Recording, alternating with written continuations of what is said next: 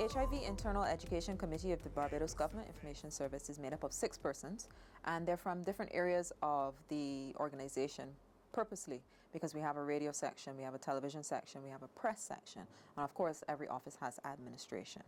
And that was done so that we could get different views and different skills into the committee. Even though it is only a 6-member committee, we often pull in people with various skills, and then once we move to Love, Poetry and Song stage, we also have a wider committee called the Love, Poetry and Song Subcommittee. The group Nexus really bought into the whole concept of HIV awareness and sensitization, and they used their forum, Mahalia's Corner, to raise funds for the HIV Food Bank.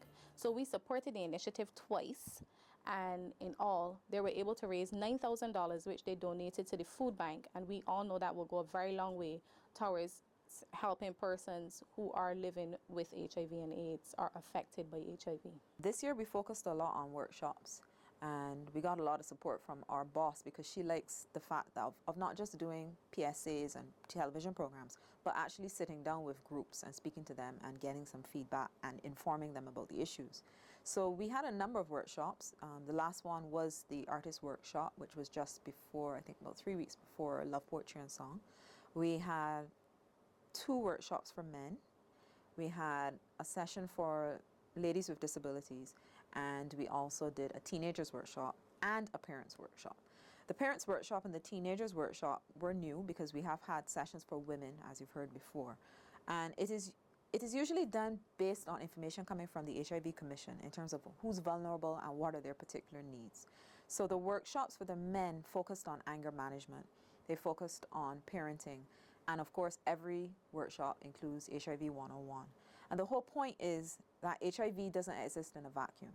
If you're not comfortable and you don't have good parenting skills, then you're not going to teach your children about HIV and other STIs and how to respect yourself and respect others. And I found that the parents workshop was an eye-opener as well, because you only realize what people were comfortable talking about and what they were not telling their children when we had that workshop. And I think we need to do more of those workshops, because we heard from the young people that their parents are not giving them the information. So then when we spoke to the adults, we got an understanding of why. And it's basically what we thought. People they don't have the information, one, or they're not comfortable talking about sex.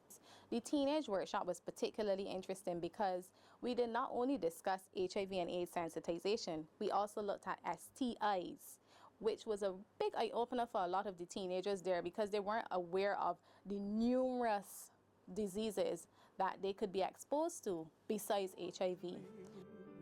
We've been looking for the world to change. If you feel the same, go on and say if you're out there. Sing along with me if you're out there. I'm dying to believe that you're out there. Stand up and say it loud if you're out there. Tomorrow's starting now.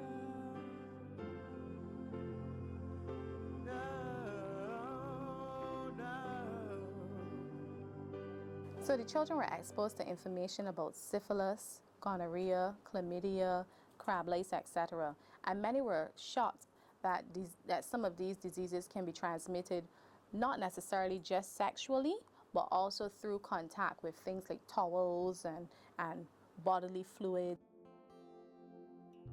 We also had a worth the wait session with entertainers Larix and Nakovia, who are 2 female artists currently practicing abstinence, and they were able to discuss with the children why it was so important to wait until the right time to have sex. I take you back like an idiot. Antonio say picking my hibiscuses to bring inside and give me. And I, like a real idiot in there, sitting no smiling, and I counting the petals. He loved me, he loved me, he loved me, he loved me, he loved me. He loved me. But a Sunday I get up with a real bad cold. And I coughing, and I trembling, and I getting hot flashes and cold sweats, and hot flashes and cold sweats. Kind of like when I first met Tony, but this time I was sick. But faithfully to my bed, to only bring all these red hibiscuses and I sitting down counting the petals because he would have made me sick, right? He was the man that I was married to, and he was the man that loved me for me. One of the HIV sensitization workshops was catered for persons, young women with disabilities. The event was well attended. We had a number of young ladies ranging from age 18 to about age 25 or so, and they really bought into the workshop. This particular workshop was held as it catered to one of the vulnerable groups. The committee hosts these workshops for specific groups. The workshop included information from the Ministry of Labor. We taught the girls how to apply for jobs, how to create a resume versus a curriculum vitae, how to basically attire themselves for an interview, as well as something as simple as the appropriate email address to send to business places when applying for a job. It was fun, it was interesting, and I'm sure that they all are more aware now of what they need to do. One of the important aspects of the workshop was HIV 101, and people tend to forget that persons with disabilities have sex. But we dispel that myth, and we encourage these girls that yes, we know you're going to have sex at some point in time, but we want you to protect yourself, respect yourself, because you are entitled to just as much awareness and information as anybody else. And Miss Alexis Nurse from the HIV Commission, she brought over the information to these girls in such an interesting and educational manner. It was very engaging, and I think that it really gave the girls something to think about. Some of the girls did have children, and I think that it gave them a better understanding of how to move forward and how to even deal with their children with when issues like this may come up later on in their life. The presentation from Mac was the most exciting part of the workshop. I know that the girls, there was even one young girl who was very quiet during the whole workshop, but we really got her to open up during the Mac session when the girls came in and showed them how to apply the makeup and how to apply blush without looking like a clown. And they really had fun, and it was good to see persons with disabilities, persons without disabilities, all sitting together enjoying themselves as one, which is how it should be.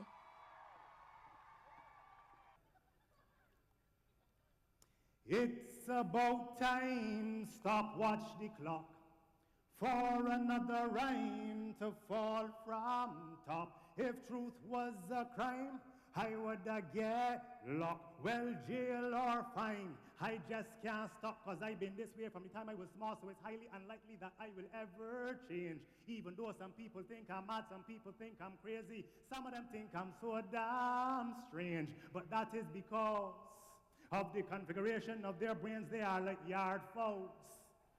And if I was a chicken, they would have had to call me free range, free thinking, linking things that you normally would not see together, like the sun at night, pigs in flight, or frostbite in warm weather. But whether or not you like it, dog bite it. Being who I am feels so right it. Ain't gonna change no time soon. You sight it, sight it. I might be psychic, cause I'm feeling that somebody in here feeling me and they like it. When I let my tongue fly so loose and light, it would fly away with me if I don't bite it.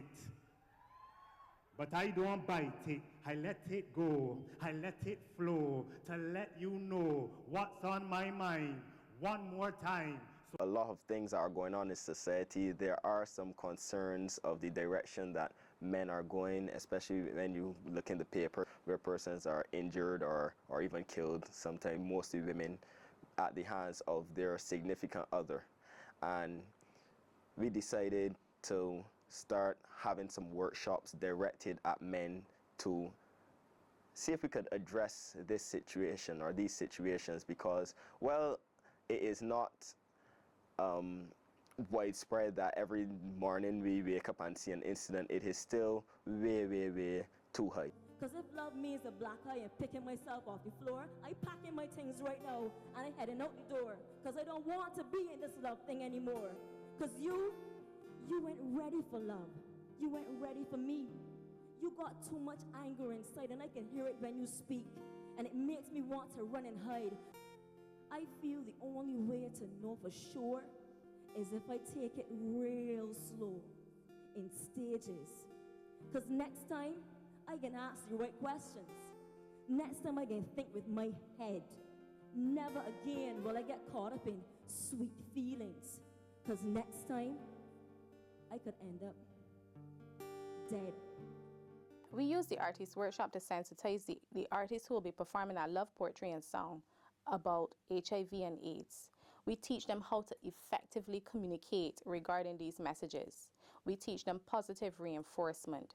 And this is necessary so that when they go and perform, not just at this event, but at other events, they're able to disseminate those messages in a way that it does not come across preachy, but it effectively reaches the persons that they are talking to.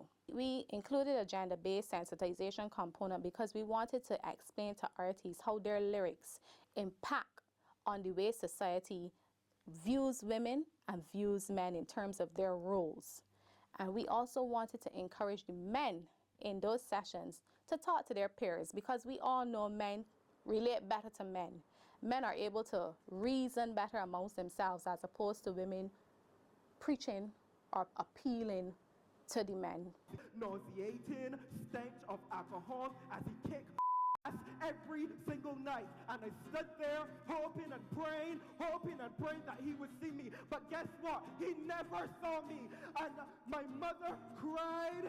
She bawled. God knows that woman cried. But the thing is, she cried softly. Stop. So the neighbors won't hear her pain. But so help me God, if you don't allow me to walk the streets anymore where my grandparents told to and fro, and even if you do not permit me to let my children call this place home, I will ask God to have mercy on your soul, because you are nothing. You are nothing but a selfish bastard. For the artists, we need to make sure that the language that we're using is the correct language. So if you're writing a song or a poem or whatever it is, what we're saying to you is we talk about HIV. Everything else before a CD4 cell count of 200 is HIV. So we want people to continue to say HIV. If you're singing, writing, whatever, it's about HIV. If you're talking about AIDS, it's the end stage of the illness. Put it in music. Put it in something that's entertaining. They hear it over and over and over. The music gets in your head. The words get in your brain. You understand what I'm saying? So you all have powerful tools that I may not have. So I'm saying to you that these are the topics that we want people to, take up and run with, because at the end of the day, stigma affects everybody, and every Bajan is living with HIV. At this stage, women or men who is experiencing the domestic violence situation, they explain that they feel as if you're walking on eggshells. You don't know what is going to happen. There are circumstances where women would have said that, I know something is wrong, and I would say to my kids, you know what, don't come home this evening. Go to your grandmother, and I'm going to call once everything is calm. Sex is taught differently to men and women. How women are stressed to be virginal and saintly in terms of how they treat themselves, and we're very quick to go and chastise women and treat them as though the minute they have sex they're sluts, and we do a lot of slut shaming inside of this country. Whereas with men, we allow men to have as much free reign in terms of their sexual freedom as possible. We allow the idea of the village ram mentality, where a man is allowed to have as many women inside of his stable as possible. Now, we don't teach men about sex in home. I don't know a lot of men that actually have conversations with their parents about sex in responsible ways. The stories that we hear about sex from our parents, they're very few, and it's always about the birds and the bees and the female trying not to get pregnant. The parents don't generally address HIV. It then passes the responsibility of the family and goes on to the next institution, which is the school. So then your guidance counselor is going to show you a video from 1980, and you're going to hopefully gain everything that you can know about HIV and AIDS from that very, very old movie. And it has to be going right back to home. Here we go, here we go. Activate, turn up the bass, mash up the place. Mash it up now, mash it up now. We got the beat, activate, turn up the bass, mash up the place and give mash it up now, mash it up now. Put my vibe, put it up, set up the near corruption. Any place we touch, we mash with bass and the ways of mass destruction. People get accustomed how we run that with big tune in the mother. See we and they wonder where we come from. You see that little island, the one they call Barbados, full of big artists that mashing up stage shows, breaking in dollars and euros and pesos, shining like a halo when we step in this, so we activate. The artists led a session. Those artists were Bobo, Simon Pipe, and Adrian Green. And they talked about how you can incorporate positive messages. And the joke was not positive as in HIV positive, but messages that can uplift people, messages about HIV and respect and pride without being preachy. And I think that was a really good session. We realized a lot of the artists found that to be the most exciting session. A lot of them stuck around for that. Even persons who had to leave said they really wanted to stay for that. And it was good to see Simon, who was a part of the show last year. Bobo was new this year, but Adrian Green has been with us this is our third year of Love, Poetry and Song. So he knows a lot about HIV. Simon came on board from last year, and they were able to share how they incorporate the message in their performance. And I think what people have realized about the show and the artists is that your song doesn't have to say HIV, it doesn't have to say AIDS, it doesn't have to say condom to message. And that's what I like about Love, Poetry and Song, because I keep not wanting to say it's not preachy, but that's what it is. It's about how do we apply all of these messages to real life. And we get a lot of knocks as HIV messengers about always pushing the whole condom thing. We don't just push condoms. We talk about abstaining, and that's what Larix and Ecovia do for us because they're gospel artists, and that's what they're very strong about. We do talk about being safe and condomizing, but then we also talk about being careful and respecting yourself and others. One life, one love, one hope. One of the additions of this year's Love, Poetry and Song was the Rally and Food Drive. We conceptualized this event initially to promote the Love, Poetry and Song charity concert. However, we decided, in addition to raising awareness about the concert, we would also use the initiative to raise additional donations and food items for the HIV Food Bank. We initially had planned to just use the services of the Transport Board's yellow jitney bus, but we received an offer from Alpha 24 to utilize their music truck. So the staff of GIS, other well-wishers, volunteers from the HIV Food Bank, along with DJ Kurt Brown and DJ Black Rose, came out, and we started from the Government Information Services car park. And the reception from all of the persons on the road was great. People listened to our promotion during the week and were waiting at the stops. We were a little bit off time, but people were willing and ready, and they waited. Some came back with their donations. While we were at Sheraton Center, we met a lady who had a very touching story. Her brother had contracted the virus in the early days before there was much information out there, and he actually died with full-blown AIDS. And she felt very moved by the initiative. She was actually very happy to see that there are people out here working to promote awareness, to bring awareness to the cause, and she made a donation. There were also people that did not even hear about the promotion, about the event, and they just opened their doors. Children came out and they ran, they brought whatever they could afford to bring, and we welcomed all donations on the day. My one hope is that my one love can live one life for me as my wife. All I really asking, simply and sincerely, is, will you marry me? Yeah? All right then, safe. One life, one love, one hope. One life, one love, one hope.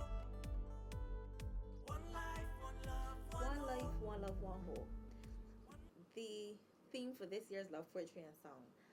It was hard, but it was easy for us in that we outsourced that theme, basically.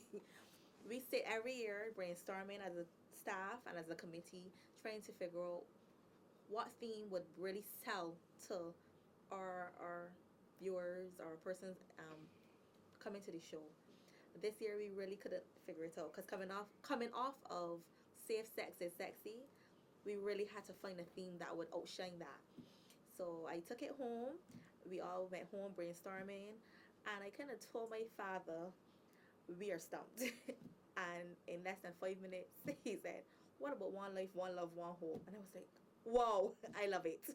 So I came back to work the next day, and I told it to the committee, and everybody was like, oh, that's it. The whole point was to bring across the message of, which is coming down from the World Health Organization and of course the National HIV Commission as well, about zero discrimination, zero HIV deaths. So how do you get to that? You have to have respect for your life, you need to have hope, and therefore one love. It was Valentine's as well. One life, one love, one hope. One life, one love, one hope. I was so vexed, my mind, the veins in my neck was pumping blood harder than even my brain could collect. But I had to stop and collect myself, train, just check myself. Bobo tell me plain, respect her and respect yourself. Dot your I's and cross your T's, don't dot your I's, don't cross your teeth. Her body's not your property, live up and let your motto be. One life, one love, one hope. One life, one love, one hope. One hope. One life, one love, one hope. One love, one hope. One life, one love, one hope. One love, one hope. One life, one love, one hope. I see it as an umbrella theme, an umbrella theme that covers, if we put one life, one love, one hope as our motto and as our guiding light, it can help not only fight against domestic violence and HIV discrimination, but it can also work for bullying. It can work against child domestic abuse as well. So it is, if we put one life, one love, one hope as our guide, it positions us to live now in the right way.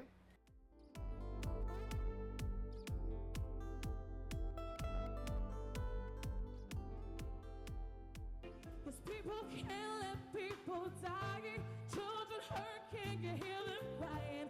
Can you practice what you preach? Won't you turn the other cheek?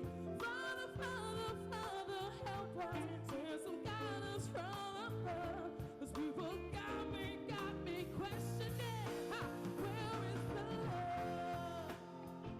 I found it very, very interesting going around and messaging to persons when we went on television, when we went on the radio, and getting the feedback and really getting that discussion out there, because gender-based violence was also very, very big on our topics, because it does have a relation to HIV, and especially what's happening in society, we thought that would be very important. So then to hear the feedback from the radio personalities, the DJs, the television personalities, it was very, very, very interesting for sure. And to get that message out there, that was for sure one of our goals, and that is the goal of Love, Poetry and Song.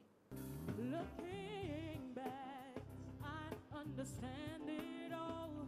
Now I know just what my friends are trying to say. I can't believe that he would have been so cruel after everything he's begging, told to stay. Yeah, yeah. Now I know you're just a Romeo.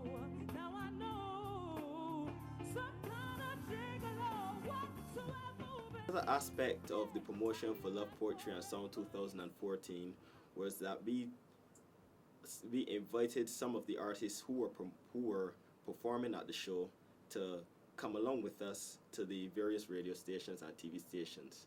And it was very interesting because it gave us an opportunity to see what we have taught them at the various workshops, and to watch them teaching others, and to see them giving the public their viewpoint of how they feel about HIV and the stigma and discrimination. Love, Poetry and Song is all about promoting Bajan talent. So in taking them with us to promote Love, Poetry and Song, we are doing a twofold. So it's basically we are promoting the HIV and AIDS awareness, and we're also promoting local talent, because this is a locally produced show and we really want to put local talent on stage. Putting it in my song, singing it loud and strong, singing it all day long, taking my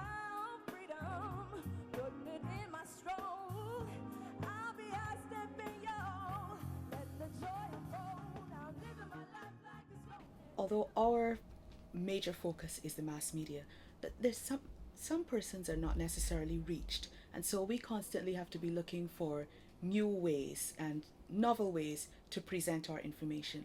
So the Love Poetry and Song concert gives us that opportunity.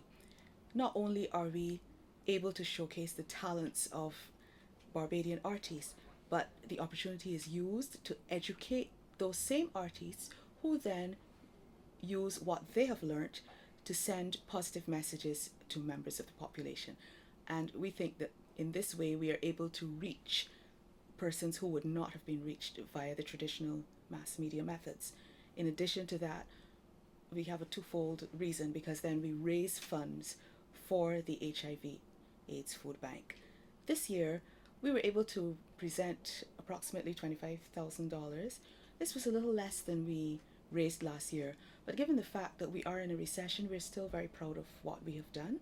I'd like to give a big thank you to the Barbados Government Information Service for their initiative of the Love, Poetry and Song event, which came off on the 15th of February. Initiatives like these are greatly appreciated. As you would know, the Ministry of Health is we're not able to do this on our own. So we encourage other areas of the community, government, private sector to get involved to assist us in what we're doing here with our food assistance program.